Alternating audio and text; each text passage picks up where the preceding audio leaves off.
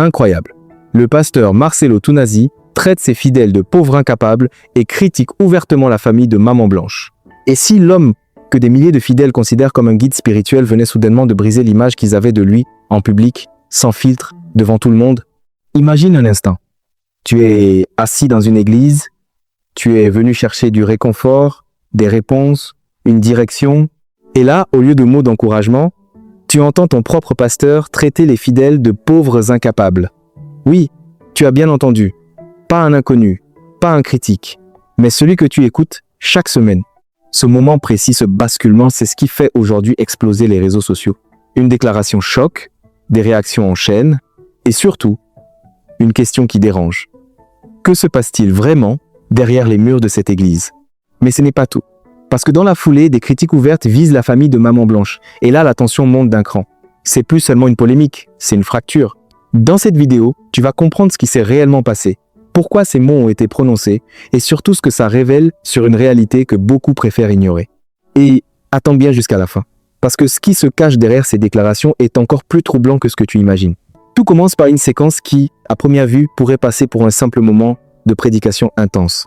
Le pasteur Marcelo Tounasi est connu pour son franc-parler, sa manière directe de secouer les consciences. Ce n'est pas un prédicateur classique.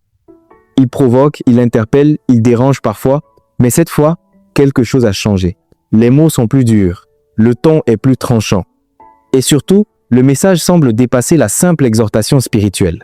Quand il parle de pauvres incapables, certains fidèles comprennent un appel à se réveiller, mais d'autres ressentent une humiliation. Et c'est là que la fracture commence. Parce qu'un leader spirituel, dans l'imaginaire collectif, est censé élever, encourager, donner de l'espoir. Alors quand ce même leader semble rabaisser ceux qu'il guide, la confusion s'installe. Mais essayons de comprendre, pourquoi utiliser des mots aussi violents? Pour certains, c'est une stratégie, une manière de provoquer un électrochoc.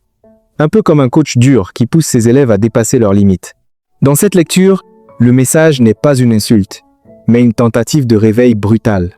Sauf que la réalité est plus complexe. Parce que tout le monde ne reçoit pas ces paroles de la même manière. Là où certains entendent « réveille-toi », d'autres entendent « tu ne vaux rien ».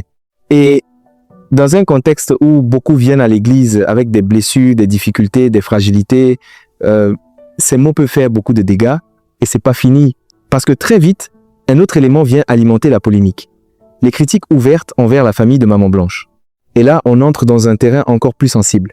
Maman Blanche n'est pas une inconnue. Son nom, son histoire, son lien avec le pasteur, tout cela crée une charge émotionnelle forte. Alors quand sa famille est mentionnée publiquement, avec des propos critiques, la réaction est immédiate.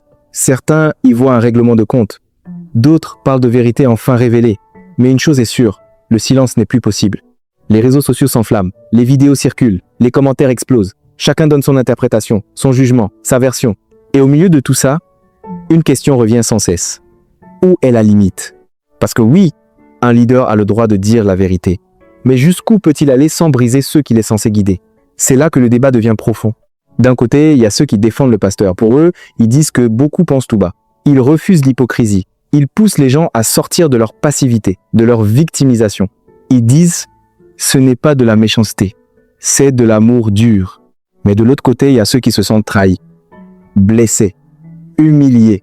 Ils disent « on ne vient pas à l'église pour être écrasé, on vient pour être relevé ». Et entre ces deux visions, la tension est palpable. Ce qui rend cette situation encore plus forte, c'est le contexte émotionnel autour de Maman Blanche. Son histoire, son absence, les interrogations qui entourent tout cela, tout est chargé. Alors quand sa famille est évoquée publiquement, cela ne peut pas être neutre. Et là, une autre question apparaît. Est-ce que certaines choses doivent rester privées? Parce qu'il y a une différence entre enseigner, corriger et exposer. Et c'est précisément cette frontière qui semble avoir été franchie.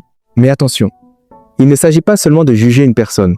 Il s'agit de comprendre un phénomène plus large. Parce que ce genre de situation ne concerne pas qu'une seule église. C'est un miroir. Un miroir de la relation entre leader et fidèle. Un miroir de la manière dont le pouvoir spirituel est exercé.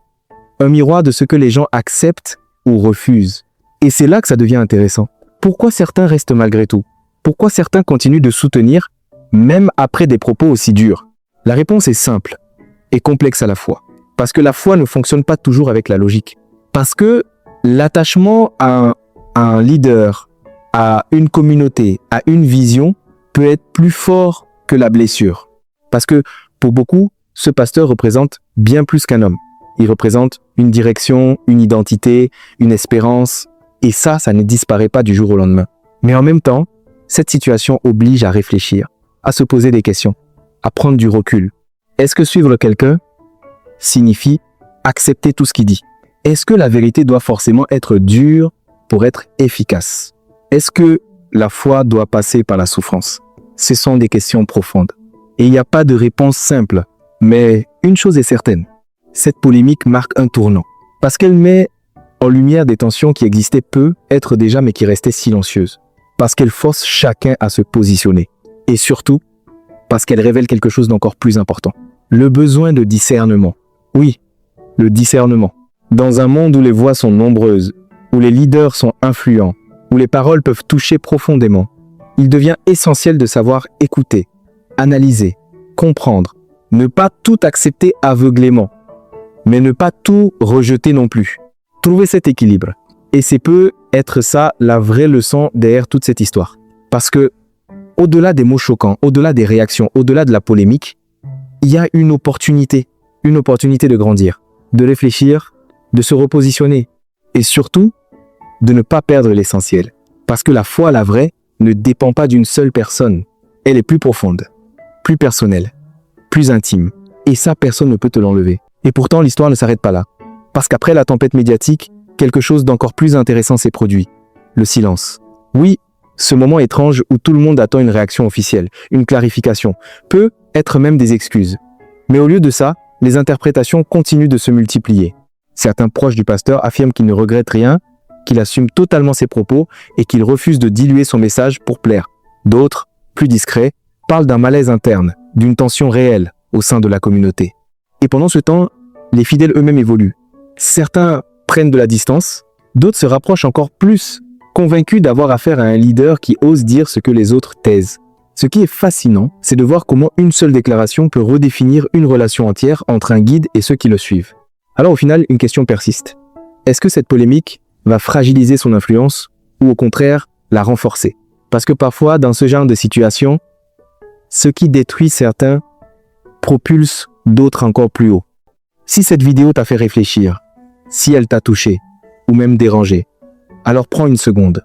Abonne-toi maintenant.